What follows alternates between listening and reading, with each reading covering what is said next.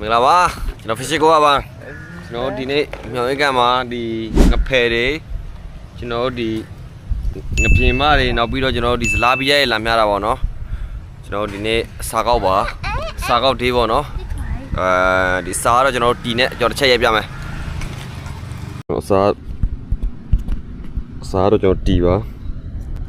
traditional food ပေါ့နော် traditional food လို့ traditional ငါးစားပေါ့ဒီမှာဒီကလေးလေးဈေးဥပေါက်သွားပြီဟေးโอเคကျွန်တော်ထပ်မြားမယ်ဆိုတော့ကျွန်တော်ဂိုင်းတဲ့တစ်ချောင်းနဲ့ကိုတွေကို sharing လုပ်ပေးမယ်ဒါကမနေ့ကဝယ်လာတဲ့ rope ပေါ့နော်စာကောက် rope ပေါ့ဒါကျွန်တော်12ပေတန်ပါ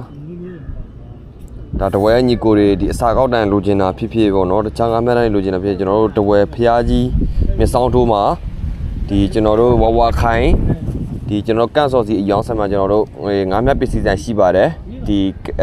Jaspero Babuza ဆိုပြီး Captain Jeb နာမည်နဲ့ပါ Okay let's go ထွိုင်းမယ်ညီကိုတွေ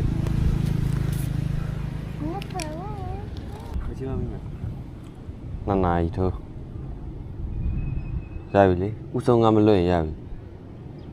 မငဖဲလို့ရတင်းတယ်ကွာဒီဖက်မီးရဲ့ကျွန်တော်ငါမတတ်လို့ပဲ